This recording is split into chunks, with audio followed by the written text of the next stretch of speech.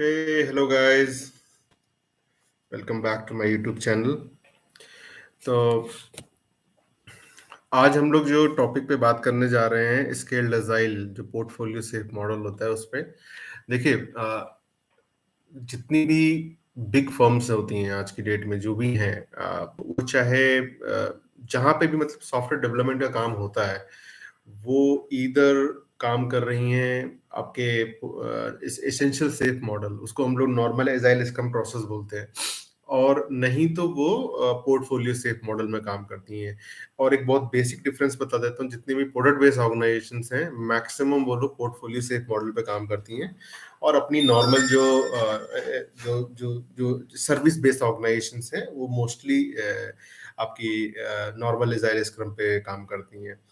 Basic जो difference आता है इन दोनों में मैं आपको बता देता हूँ कि जो एसेंशियल सेफ मॉडल होता है वो nothing but agile scrum process जो होता है उसमें 2 वीक्स का या 3 वीक्स का स्प्रिंट वो लोग रखते हैं।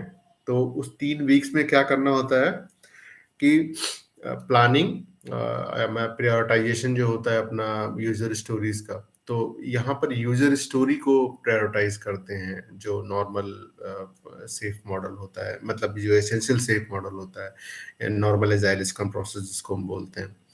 तो उसमें यूजर स्टोरी होता है और वो टीम के साथ में हम बैठ के क्लाइंट के साथ में बैठ के हम लोग जो प्रोडक्ट ओनर होता है या बिजनेस एनालिस्ट होता है वो क्लाइंट के साथ में प्रायोरिटाइज करके फिर टीम के साथ बैठ उसको एक्सप्लेन करता है और एस्टिमेशन निकालता है कितना एस्टिमेशन होगा इसका जो प्रायोरिटाइज यूजर स्टोरीज है। और फिर वो लोग कमिटमेंट करते हैं कि ये 10 यूजर स्टोरी की में से हम सिर्फ दो मतलब 5-6 यूजर स्टोरी हम लोग ले सकते हैं इस स्प्रिंट में, पर्टिकुलर स्प्रिंट में। तो ये टीम कैपेसिटी के बेस पे होता है बेसिकली। ये प्योरली जैसे जैसे अब लार्ज टीम है, बड़ी टीम है, मतलब इसमें 10 डेवलपर या 11 डेवलपर हो, दो चार चार क्यूए हों, इस तरह के हैं, तो उसमें आप ज्यादा यूजर स्टोरी को पिकअप कर सकते हैं। बट अगर सोचिए कम आपकी इंजीनियरिंग टीम की स्ट्रेंथ कम है, कम लोग हैं उसमें डेवलपर्स, तो आप उसी हिसाब से अपनी टीम कैपेसिटी के हिसाब से यूजर स्टोरीज को आप लेते हैं। तो इसमें एक कैसे प्रायोरिटाइज करते हैं ये क्वेश्चंस इंटरव्यू में बहुत पूछे जाते हैं। तो इसका सिंपल सा मेथड है, अपना जो टी शर्ट साइजिंग का होता है, टी शर्ट साइजिंग हम लोग एक्सप्लेन करते हैं फीचर टीम को, टीम उसको देखती है कि कितना उसका कितना एफर्ट लगने वाला है, एफर्ट एस्टिमेशन, ठीक है ना। तो जैसे हमने एक बेस स्टोरी लाइन को ले लेते हैं, एक बेस स्टोरी बना लेते हैं। अगर उस स्टोरी यूजर स्टोरी को हम एक पॉइंट दे रहे हैं तो फर्दर जो यूजर स्टोरीज को हम लोग एक्सप्लेन और एस्टिमेशन करेंगे वो उसी के कंपैरिजन में करेंगे। एग्जांपल जैसे एक यूजर स्टोरी कहती है कि मुझे लॉगिन लॉगिन बनाना है, लॉगिन स्क्रीन डिजाइन करनी है, इंप्लीमेंट करना है, तो आपने उसको बोला 2 स्टोरी पॉइंट। दूसरी यूजर स्टोरी कहती है कि मुझे एक डैशबोर्ड बनाना है, तो आप देखोगे कि लॉगिन स्क्रीन बनाने में जो एफर्ट लग रहा था टीम का, उसके कंपैरिजन में डैशबोर्ड लैंडिंग पेज बनाने में कितना एफर्ट लगने वाला है। तो अगर वहां 2 आपने एस्टिमेट किया था, जैसे आपको लगता है कि 5 दिन लग जाएगा बना के इसको फुल टेस्ट वेस्ट करने के लिए लॉगिन स्क्रीन, तो डैश लैंडिंग पेज बनाने के लिए हमको अगर 10 दिन लगने वाला हो तो वहां पर हमने 2 स्टोरी पॉइंट दिया था, तो यहाँ पर हम कितना दे सकते हैं, फेबोनिकी सीरीज में चलता 4 नहीं दे सकते, तो 3 देंगे या तो 5 देंगे। ये इस तरह से हम लोग कंपेरेटिव एनालिसिस करके यूजर स्टोरी पॉइंट्स देते हैं हम लोग, यहीं पर हम लोग एस्टिमेशंस करते हैं। प्लानिंग पोकर गेम एक अलग होता है। ये तो मैंने टी शर्ट साइजिंग का बताया था ना, तो उसमें small, extra small, small, medium, large, XL, इससे ज्यादा नहीं होता। Basically large is the maximum, 13 story point होता है उसका। उससे ज्यादा अगर आपका स्टोरी पॉइंट एक्सीड हो रहा है तो आप उसको स्प्लिट कर दीजिए यूजर स्टोरी को, यानी कि user story is not enough to complete within one sprint. So as a business analyst you should ensure कि आपकी यूजर स्टोरी उसी स्प्रिंट में कंप्लीट हो जाए, ऐसा आपको देखना पड़ेगा, ठीक है ना। Hello sir, hi Sameer, thank you, thanks for coming here. This is the first time we're going to catch you live. Okay, yeah, yes, it's my pleasure as well. Yeah. So if you have any questions, Samir, please you can write it here. I can try to explain. Okay. Okay. So एक तो अपने T-shirt sizing का होता है user story estimation, एक होता है अपना ये होता है प्लानिंग पोकर गेम। तो प्लानिंग पोकर गेम क्या होता है कि उसमें कार्ड्स होते हैं, वो भी फेबोनिकी सीरीज़ के कार्ड्स होते हैं। तो उसमें क्या होता है सबके पास में पूरे-पूरे एक 13-13 कार्ड्स होते हैं। ऐसे कुछ कार्ड्स होते हैं नंबर ऑफ जितने भी टीम मेंबर्स होते हैं। अब आप एक्सप्लेन करोगे तो वो लोग अपने को जब इस यूजर स्टोरी एक्सप्लेनेशन हो जाएगा तो वो लोग रेज करते हैं कि भाई देखो ये मेरा तरफ से मैंने इतना एस्टिमेट किया है। तो एक ने 1 स्टोरी पॉइंट दिया फेबोनिकी वो जो कार्ड होता है ना प्लानिंग पोकर का। एक ने बोला नहीं 3 है, एक ने बोला 5 है, एक ने बोला नहीं भाई ये तो और ज्यादा लगेगा। तो ये ये जो गेम होता है ये गेम है बेसिकली, इसलिए लोग प्लानिंग पोकर गेम बोलते हैं इसको। तो आपको जब तक एक कॉमन नंबर नहीं मिलता है सारे टीम मेंबर से, तब तक इसका मतलब है कि टीम में म्यूचुअली अंडरस्टैंडिंग नहीं है। मतलब एक ने बहुत अच्छे से समझ लिया है फीचर इसलिए उसने राइट एस्टिमेट किया है, या उसने बिल्कुल समझा नहीं है कम एस्टिमेट किया है, या उसने समझा नहीं है और ज्यादा एस्टिमेट कर दिया है। दोनों केसेस में कम या ज्यादा कर सकता है। तो राइट एस्टिमेशन के लिए आपको फिर से एक्सप्लेन करना पड़ेगा अपने यूजर स्टोरी, और वो लोग फिर क्या करेंगे फिर से रेज करेंगे। अच्छा तो अब आपने देखा कि एक ने 2 किया, एक ने 3 किया। अच्छा 2-3, अब तो 2-3 में आप जो मैक्सिमम वाला ले सकते हो, नहीं तो एक बार फिर से एक्सप्लेन करोगे और उनको बोलोगे भाई आप 2 क्यों बोल रहे हो और आप 3 क्यों बोल रहे हो, चलो एक्सप्लेन करो। आपके क्यों लगता है कि 3 स्टोरी पॉइंट लगेगा, आपको क्यों लगता है 2 स्टोरी पॉइंट लगेगा, ये क्वेश्चन आप कर सकते हो।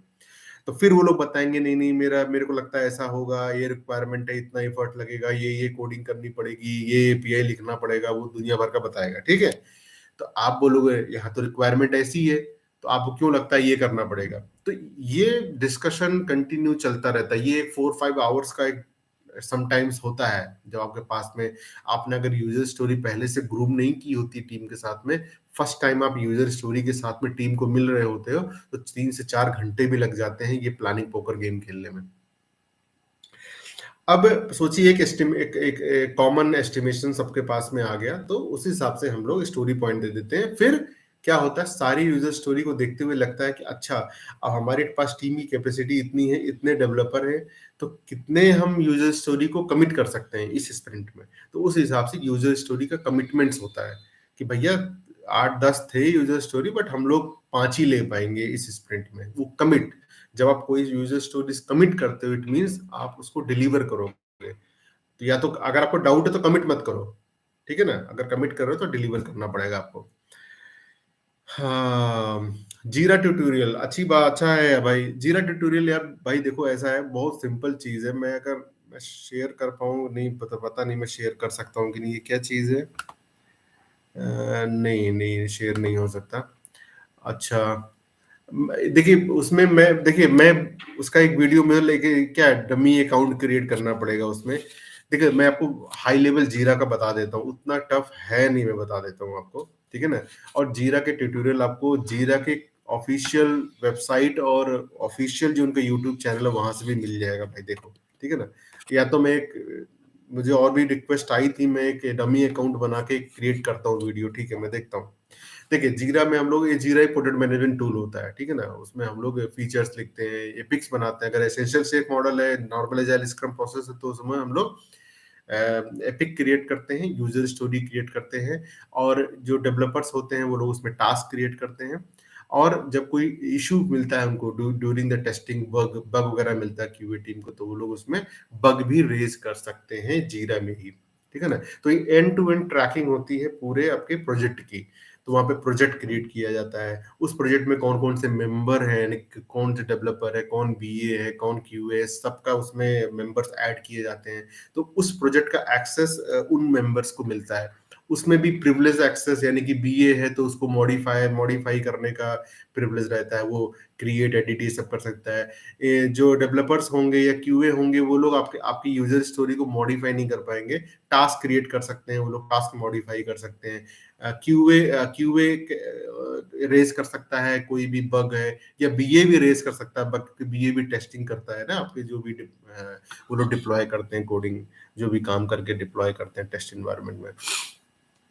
तो वही एंड टू एंड ट्रैकिंग की चीज है वो। और जीरा कॉन्फ्लुएंस एक अच्छी चीज है, आप समझता हूँ समझाता हूँ आपको मैं। जीरा कॉन्फ्रेंस क्या होता है, जैसे आपने एक कोई डॉक्यूमेंट बनाया, वर्ड डॉक्यूमेंट, तो वर्ड डॉक्यूमेंट क्या होता है, आप जनरली एक वर्ड में, एमएस वर्ड में एक फीचर पूरा लिखते हो ना, एफआरएस ऐसा ऐसा कुछ बनाते हो ना। कॉन्फ्रेंस में क्या होता है कि आपकी जो भी फाइंडिंग है, जो थॉट प्रोसेस है, वो अब कॉन्फ्रेंस में कॉन्फ्रेंस पेजेस होते हैं, वहां भी पूरा ऐसा स्ट्रक्चर बनता है आपका प्रोजेक्ट। उसके अंदर आप मॉड्यूल्स क्रिएट कर सकते हो, डिफरेंट डिफरेंट। ईच मॉड्यूल के अंदर में आपके कौन कौन से फीचर है, ईच फीचर के अंदर में कौन कौन सी फंक्शनैलिटीज हैं, वो पूरी आप एक स्ट्रक्चर, यानी कि पूरे प्रोजेक्ट का एंड टू एंड आप लेखा जोखा एक जगह रख सकते हो उसे वो। और उसमें फायदा क्या होता है, वो आप किसी के साथ शेयर कर सकते हो, अपने क्लाइंट के साथ में, अपने प्रोजेक्ट मेंबर्स के साथ में है। और वो लोग वहां पर आपके कमेंट कर सकते हैं, और उसमें भी आप दे सकते हो प्रिविलेज, प्रोजेक्ट मैनेजर आप भी मॉडिफाई कर सकते हो डायरेक्ट, बिना बिना मेरे परमिशन के। मतलब मैं ऑथर हूँ उस कॉन्फ्रेंस पेज का, but I am giving privilege, you can modify the content also, but आपको नोटिफिकेशन आएगा कि फलाने ने वो मॉडिफाई किया आपके कंटेंट में, और आपको ईमेल नोटिफिकेशन, वो हिस्ट्री भी मेंटेन होती है जीरा कॉन्फ्रेंस में, ठीक है ना। और बाकायदा अगर किसी को मॉडिफिकेशन का नहीं है ऑथराइजेशन, तो वो क्या है, उसमें कमेंट ऐड कर सकता है। वो बोलेगा कि नहीं, ये जो स्टेटमेंट है इसको चेंज करिए ऐसे, या ये सही नहीं है, या प्लीज एलेबोरेट मोर समथिंग। तो जीरा कॉन्फ्रेंस एक अच्छी चीज है, इंडस्ट्रीज में यूज होती है in terms of documenting anything, your project requirements, और क्लाइंट के साथ में शेयर करके फीडबैक लेने के लिए बहुत अच्छा टूल है, ठीक है ना। तो जीरा जब आप जाओगे, उसी में जीरा कॉन्फ्रेंस का लिंक मिल जाता है, वहां से क्लिक करोगे तो आपके सेम जीरा का अकाउंट है, उसी अकाउंट के साथ में आपका कॉन्फ्रेंस पेज ओपन हो जाता है, ठीक है ना। एक एक बाद में ट्यूटोरियल में बना दूंगा उस पे, ठीक है ना। अब आते हैं हम लोग इस पे, एजाइल स्क्रम पे। तो एजाइल स्क्रम बता दिया मैंने, प्रायोरिटाइजेशन हो गया, कमिटमेंट हो गया। जब कमिटमेंट हो गया तो टीम क्या करती है, उसको ब्रेकआउट करती है, आपकी यूजर स्टोरी को टास्क में ब्रेकआउट करती है। और होने के बाद में एक हमारा एक उनके साथ में, क्लाइंट के साथ में कमिटमेंट मीटिंग करते हैं कि भैया देखिए क्लाइंट जी, आपके साथ में हमने 10 यूजर स्टोरी प्रायोरिटाइज की थी, लेकिन हम 10 नहीं दे सकते हैं कम इस स्प्रिंट में, हम सिर्फ 5 दे पाएंगे। हमारी टीम की कैपेसिटी इतनी है, हम 5 यूजर स्टोरी आपको कंप्लीट करके डिलीवर कर देंगे आपके लाइव इन्वायरमेंट पे। तो क्लाइंट बोलता है अच्छा ठीक है, नहीं तो क्लाइंट बोलता है अच्छा आपने देखो कौन सा आपने प्रायोरिटाइज की, मतलब कौन सा लिया है। बोलेगा अच्छा ये वाला यूजर स्टोरी करो मत करो, ये वाला ले लो। उसी 10 में से वो आपको शफल करवा सकता है, उसी में से आपको शफल कर देगा कि नहीं नहीं, ये वाला मत करो जो आपने सिंक किया है, बट ये वाला ले लो। तो ये अथॉरिटी क्लाइंट के पास में रहती है, ठीक है ना। ये रहती है क्योंकि वो जो देखना चाहता है, what he want to see in his life project, he will prioritize, ठीक है ना। और आपको उसके अकॉर्डिंग काम करना होता है, ठीक है ना। अब आपने वो क्लाइंट के साथ में कमिटमेंट कर दिया, अब आप स्प्रिंट एग्जीक्यूशन स्टार्ट होता है। तो कमिटमेंट मीटिंग और एग्जीक्यूशन सेम डे स्टार्ट हो सकता है, नहीं तो नेक्स्ट डे हो सकता है, ठीक है ना। तो अब वो आएगा डेवलपर, उसने यूजर स्टोरी एलोकेशन भी हो जाता है उसी समय कमिटमेंट के साथ में। अच्छा तुम ABCD तुम ये वाला करो, BXYZ तुम ये वाला करोगे यूजर स्टोरी, ठीक है ना। बेसिकली वो लोग खुद ही पिकअप करते हैं कि अच्छा ये वाला मुझे दे दो, ये वाला मुझे दे दो। वो स्टिकी नोट्स होते हैं ना, वो भी एक तरह का होता है, वो ब्लैक बोर्ड पे चिपका देते हैं। नहीं तो आप डायरेक्टली सिस्टम में कर सकते हो, जीरा में, रैली में, वहीं पर आप असाइनमेंट कर दो, वहीं पर आप एक्सप्लेनेशन कर दो, रादर देन वो स्टिकी नोट, और पुराना फैशन है एक्चुअली। और इसके बाद क्या होता है कि एग्जीक्यूशन स्टार्ट हो जाता है। एग्जीक्यूशन करने के बाद में वो अपने कोड कमिट करेगा डेव एनवायरनमेंट में। वो खुद के ही टेस्ट कहते हैं ना, वो कंपोनेंट टेस्टिंग और ये सब पूरा खुद ही कर लेगा, ठीक है ना। अपना अपने लेवल का जो जो कंपोनेंट टेस्टिंग वगैरह होती है। तो इसके बाद में जब वो कंफर्टेबल होगा डेवलपर कि भाई अच्छा मैंने ये यूजर स्टोरी के सारे एक्सेप्टेंस क्राइटेरिया सेटिस्फाई कर दिए हैं, अब उसको वो पुश करेगा इन टेस्टिंग टीम को। तो टेस्टिंग टीम एक तरह से बायस नहीं होनी चाहिए, टेस्टिंग टीम एक फेयर विजिलेंस का काम करनी चाहिए। वो फेयर चेक करेगी आपके जो आपने कोड डिप्लॉय किया है इस पे टेस्ट एनवायरनमेंट पे, वो उसको एंड टू एंड टेस्टिंग करेगी वहां पर, क्या रख के, आपकी यूजर स्टोरी के एक्सेप्टेंस क्राइटेरिया को मैच करते हुए, ठीक है ना। तो वो उतना तो टेस्ट करेगी ही, साथ में एडिशनल टेस्टिंग भी कर लेती है, कुछ एक्सेप्शनल केसेस और कॉर्नर टेस्ट केसेस, ये सब भी बहुत सारे होते हैं, वो लोग के कुछ क्राइटेरिया होते हैं, वो लोग भी टेस्ट कर लेते हैं, ठीक है ना। जैसे रिकरिंग टेस्ट केसेस, कुछ डुप्लीकेट डेटा तो नहीं रिकॉर्ड हो रहा है, इस डेटाबेस में जा रहा है, मैंने सेम नाम से दो दो लोगों की एंट्री कर दी, तो वो सिस्टम अलाउ कर रहा है कि नहीं कर रहा है, सिस्टम यूनिक कोड जनरेट कर रहा है कि नहीं कर रहा है बैकएंड में, जैसे मैंने एम्प्लॉयमेंट का एंट्री किया, ठीक है ना। तो इस तरह की बहुत सारे टेस्टिंग वो लोग कर लेते हैं जो आपके एक्सेप्टेंस क्राइटेरिया में नहीं भी होते हैं। That's why it's a QA, quality analyst. तो वो लोग थॉरो चेक करते हैं, not only as per your acceptance criteria, ठीक है ना। उनके पास में राइट होता है कि वो थोड़ा इधर उधर जाके टेस्ट कर सकते हैं। अब टेस्टिंग करने के बाद में उनको कोई इशू मिला तो रिपोर्ट कर देंगे आपके जीरा, रैली, आहा टूल में जो भी है, नहीं तो वो लोग बोलेंगे ओके, क्यूए पास कंप्लीटेड। अब आप एज ए बीए, अब आपको डेमोन्स्ट्रेट करना होगा, ठीक है ना। बीए क्या करेगा, डेमोन्स्ट्रेट करेगा क्लाइंट को, स्प्रिंट डेमो बोलते हैं।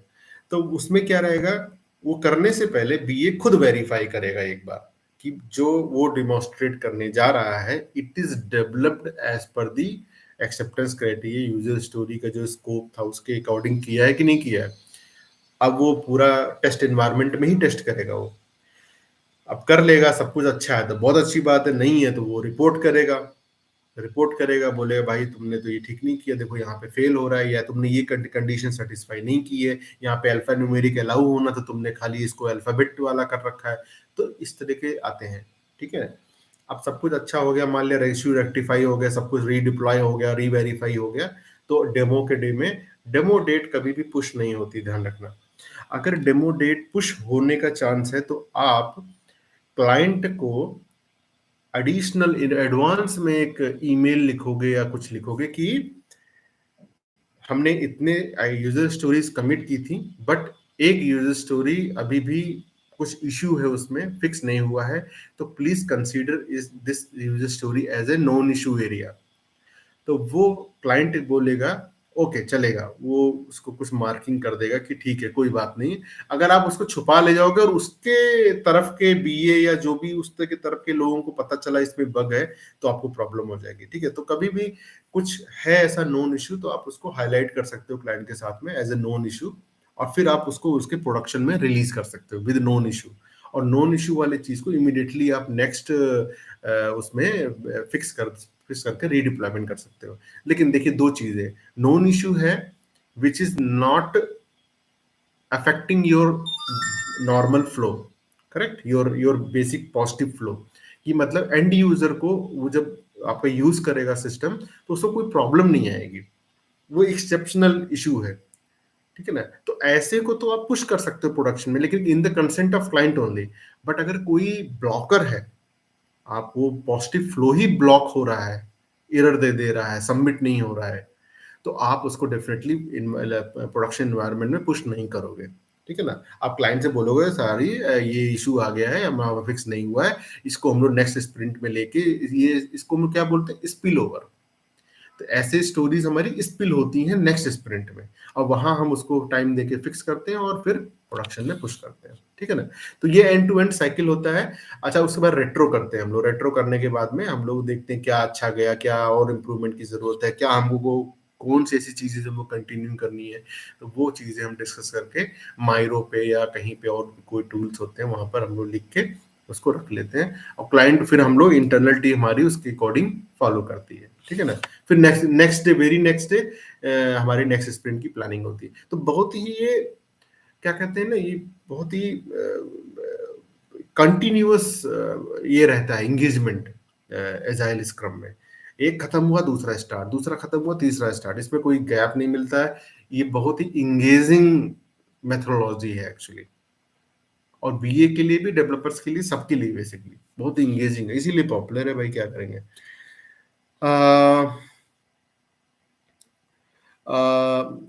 Mahesh, hi, thanks for joining. Recession impact on India.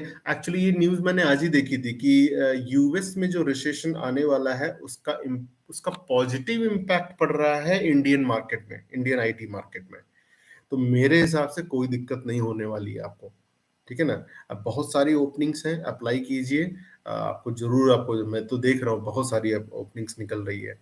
तो इसको पॉजिटिव लीजिए, क्योंकि एक आज ही न्यूज़ में देखा मैंने कि ये कोई दिक्कत नहीं होगी, बल्कि पॉजिटिव इम्पैक्ट आ रहा है। आई डोंट नो हाउ, मैंने उतना डिटेल गया नहीं मैं, बट वो बोल रहे हैं कि यूएस रिसेशन का इंडियन आईटी मार्केट में पॉजिटिव इम्पैक्ट है। कैसे कह रहे हैं वो लोग, किस बेसिस पे कह रहे हैं मुझे मालूम नहीं है, बट ये है, ठीक है ना? तो जॉब आपका कोई टेंशन नहीं है, बहुत अच्छा चल रहा है। और कोई भी ऐसा कोई दिक्कत नहीं मेरे ख्याल से, जॉब फायरिंग और ले ऑफ्स तो ऐसा कुछ मेरे को नहीं दिख रहा है एट दिस मोमेंट, ठीक है ना? बल्कि बहुत अपॉर्चुनिटीज दिख रही हैं इस समय बीए की, ठीक है ना? बीए क्या, सारी एक्चुअली डेवलपमेंट इंजीनियरिंग और पूरी अपॉर्चुनिटीज फुल है इस समय भर के। समीर भाई क्या बोल रहे हैं? I am an IT engineer but as I don't have an interest in coding, I started my career as a BDA, business development. BDA means okay, business development advisor, BA. बहुत अच्छा क्वेश्चन है समीर जी। देखिए, आप एक तो अगर आपको BA में जम करना है तो डेफिनेटली आप जितने मेरे यूट्यूब के चैनल है, मतलब ये जो वीडियोस है ना, आप उनको लाइन बाय लाइन देखिएगा। मतलब जो सबसे पहले वाला मैंने बनाया था उसको पहले देखिए, उसके बाद इसके ऐसे करके बॉटम टू अप आइएगा लेटेस्ट, ठीक है ना? तो उससे क्या रहेगा, आपको जो बीए की जो बेसिक्स है वो पूरी क्लियर हो जाएगी। आई एम श्योर, मैं बता रहा हूँ आपको। और मैंने एक वो भी दिया हुआ है, एक वीडियो में मैंने मेंशन किया, सैंपल प्रोजेक्ट भी मैंने बना के दिया हुआ है, लिंक एक्चुअली।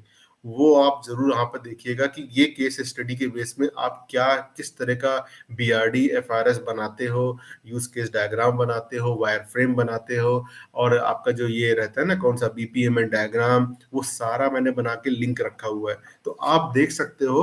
आप मतलब देखो, इतनी तो विजुअलाइजेशन आपको करनी पड़ेगी कि ये केस स्टडी है, तो इसके ऊपर इस तरह से हम डॉक्यूमेंट को कन्वर्ट करते हैं, इस तरह से रिक्वायरमेंट को अंडरस्टैंड करके कन्वर्ट करते हैं डॉक्यूमेंट में और उसमें, ठीक है ना? तो इस हिसाब से अपने रियल टाइम प्रोजेक्ट में भी आपको मैनिपुलेट करना आना चाहिए, आपको समझ में आना चाहिए, ठीक है ना?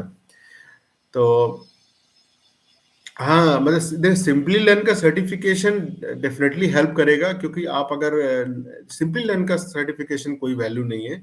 अगर आप बीए में जाना चाहते हो तो आईएबीए के एग्जाम होते हैं, ईसीबीए से आप स्टार्ट कर सकते हो। Entry level business analyst program होता है, फिर सीसीबीए होता है, फिर सीबैप होता है।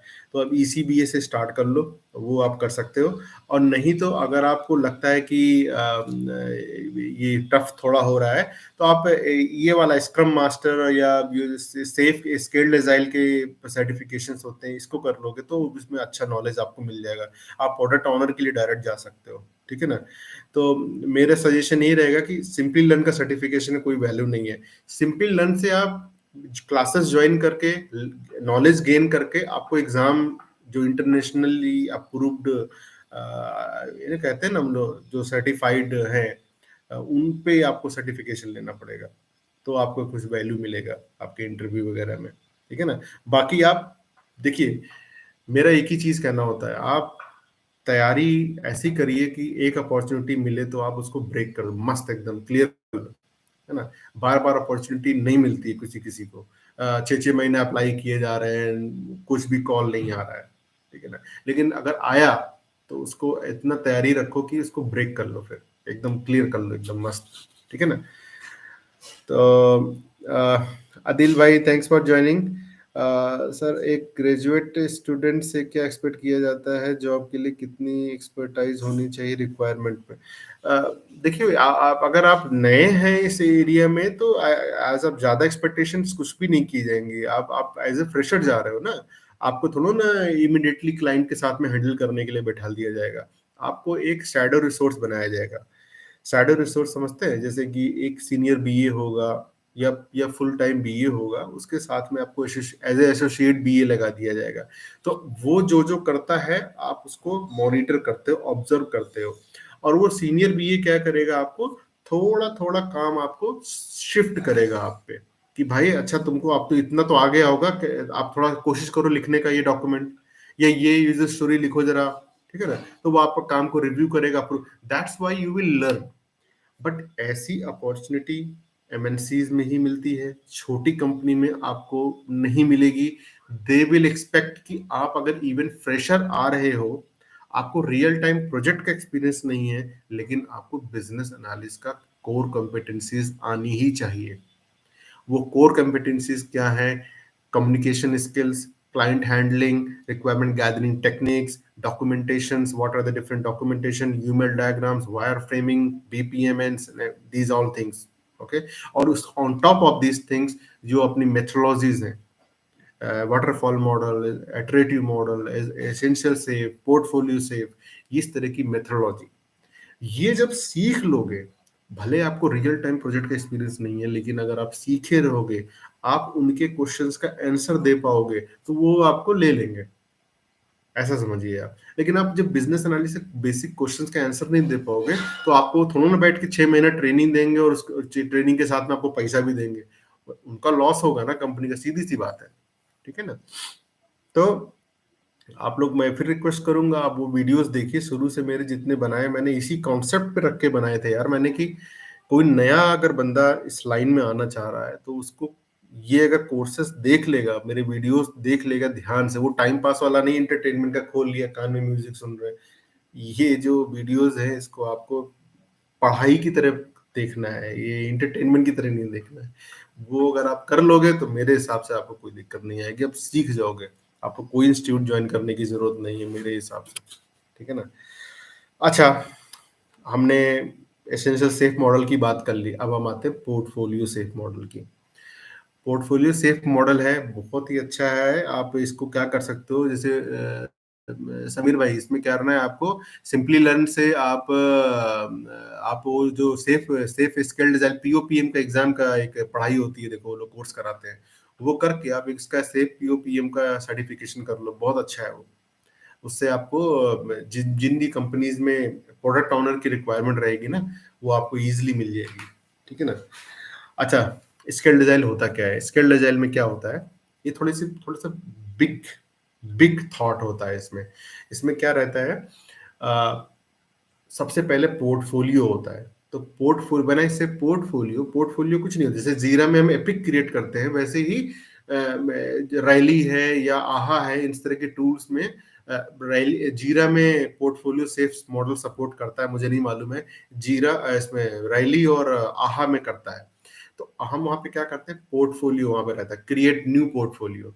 वो क्रिएट करने के पे वहां पे लिखते हैं क्या है हमारा, क्या विजन है, क्या थॉट है, प्रोडक्ट का क्या रोड मैप है, वो पूरा हम वहां पे लिख देते हैं। अब उस पोर्टफोलियो के अंदर में बनते हैं हमारे एपिक्स।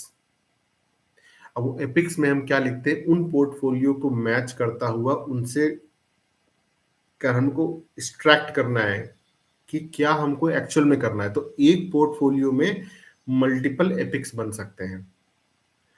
अब एपिक बनने के बाद में एपिक एक एक बेसिक फंक्शनैलिटी हो जाती है, एक मॉड्यूल हो सकता है, पूरा पूरा एक मॉड्यूल हो सकता है, या पूरा पूरा एक नया सिस्टम हो सकता है, ठीक है ना? अब उस एपिक में से हम लोग कैपेबिलिटीज डिफाइन करते हैं। तो एक एपिक में मल्टीपल कैपेबिलिटीज हो सकती हैं। अब उस कैपेबिलिटी में क्या होगा, हम लोग इसी एपिक को ब्रेक कर रहे हैं। एक एपिक में हमने तीन तीन जो है कैपेबिलिटीज ब्रेक कर दी। ईच कैपेबिलिटी हमारी स्पेसिफिक हो जाएगी एक फंक्शनैलिटी के, एक पर्टिकुलर रिक्वायरमेंट है, ठीक है ना? अब इस कैपेबिलिटी को हमने फिर से कैपेबिलिटी को ब्रेक किया फीचर्स में। अब एक कैपेबिलिटी में हमने 4 फीचर बना दिए, एक कैपेबिलिटी में 4 फीचर बना दिए। अब वो ईच फीचर जो रहेगा वो बात करेगा इस किसी पर्टिकुलर रिक्वायरमेंट की। जैसे मेरे को यूआई एक बनाना है, एक नया स्क्रीन, लॉगिन स्क्रीन बनाना है, तो लॉगिन स्क्रीन एक फीचर हो गया, लैंडिंग स्क्रीन एक फीचर हो गया, इनरोल न्यू न्यू पेशेंट या इनरोल न्यू एम्प्लॉय एक फीचर हो गया।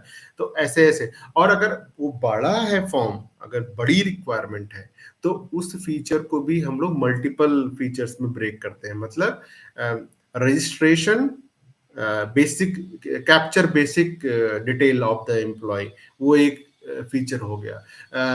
कम्युनिकेशन रिक्वायरमेंट, कम्युनिकेशन इंफॉर्मेशन, वो एक अलग हो गया। पेमेंट रिक्वायरमेंट्स, वो एक रहता है ना, बैंकिंग डिटेल्स, तो उसका एक अलग फीचर बना। तो ऐसे हम लोग ब्रेक हो जाते हैं। अब एक फीचर के अंदर में हम लोग मल्टीपल यूजर स्टोरी बनाते हैं, तो देखो कितना बड़ा हो गया। Portfolio, epic, capability, feature, user story, task.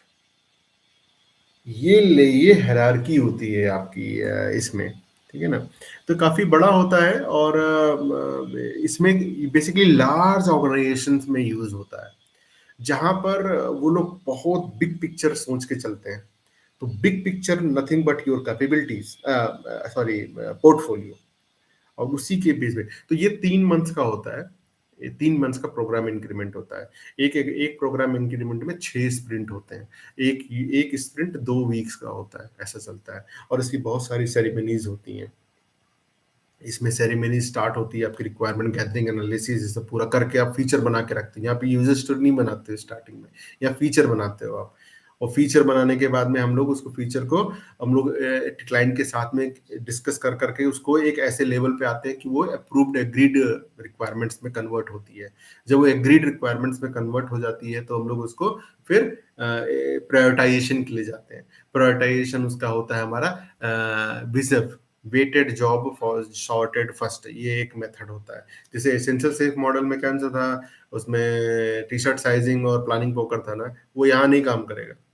यहाँ पर विजअप सेशन चलता है।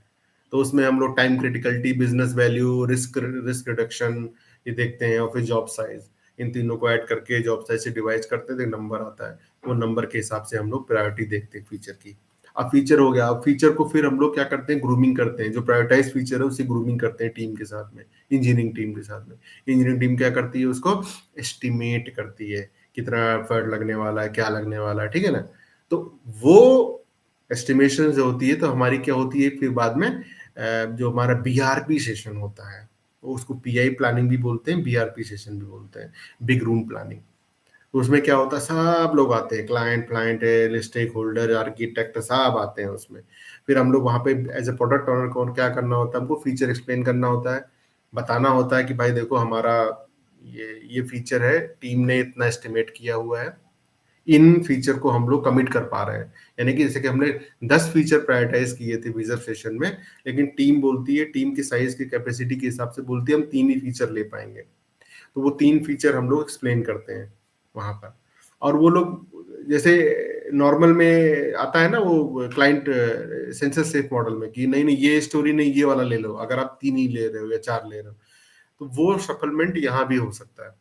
क्लाइंट बोलेगा भाई आपने ये वाला प्रायोरिटाइज किया है, ये वाला कर पाओगे तो ठीक है, आप ये वाला ना करके ये वाला ले लो। ये दोनों का जॉब साइज सेम सेम है, दोनों का एफर्ट सेम है, तो आप भाई ये ले लो, मुझे को चाहिए ज्यादा जल्दी ये देखने की इसको लाइव में, प्रोडक्शन एनवायरनमेंट में। तो वो सफलमेंट उसमें हो जाता है। और इस बीआरपी सेशन में हम लोग उसको यूजर स्टोरी में ब्रेक डाउन करते हैं उन फीचर्स को। और फिर final day end of the BRP हम लोग प्रेजेंट करते हैं कि भाई स्प्रिंट 1 में ये यूज स्टोरी इस फीचर से, ये स्टोरी इस फीचर्स में, इस तरह पूरे 6 स्प्रिंट का पूरा एक चार्ट प्रेजेंट करते हैं।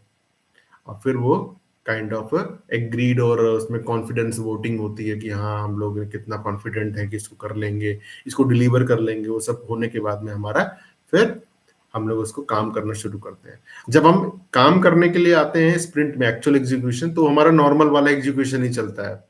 Day 1 sprint planning, sprint development, deployment to testing, testing, इसके बाद स्प्रिंट डेमो, वो पूरा स्प्रिंट रेट्रो वो पूरा चलता है। ये इटरेटिव चलता रहेगा 6 स्प्रिंट तक। और एंड ऑफ द स्प्रिंट आपको सिस्टम डेमो करना होता है प्रोडक्ट ओनर को, क्लाइंट को, कि भाई देखो हमने 3 फीचर लिए थे, ये 3 फीचर का मैं डेमो दे रहा हूँ, देखो आपको। आप क्लाइंट को पहले भी इन्वॉल्व कर सकते हैं, स्प्रिंट डेमो भी इन्वॉल्व कर सकते हो, वो आपके ऊपर है। अगर कुछ क्रिटिकल रिक्वायरमेंट है तो उनको पहले इन्वॉल्व कर लो, कुछ सजेशन है तो आप ले सकते हो। आपको लगता है कि वो सिंपल रिक्वायरमेंट है तो उनको सिस्टम डेमो में बुलाओ। और फिर वो डेमो में वो लोग देखेंगे सब अच्छा है, अगर अच्छा नहीं है तो वो लोग बोलेंगे, तो आप उसको फिर से नोट कर लोगे, एक नया फीचर बना दोगे, ठीक है ना? अब वहाँ पे या ऐसे कहते हैं ना, क्लाइंट इनहेंसमेंट, क्लाइंट सजेशंस, ऐसा करके उसको नेक्स्ट पीआई में लेके उसको इम्प्लीमेंट कर देते हैं। तो ये एक पोर्टफोलियो सेफ मॉडल हो गया हमारा, ठीक है ना? हाँ, तो यही था एजाइल स्क्रम और पोर्टफोलियो सेफ मॉडल का, थोड़ा सा मैं सोचा था एक्सप्लेन करूंगा। आपके पास में और कोई क्वेश्चंस है तो मुझे बताइएगा, मैं ज़रूर हेल्प करूँगा, ठीक है?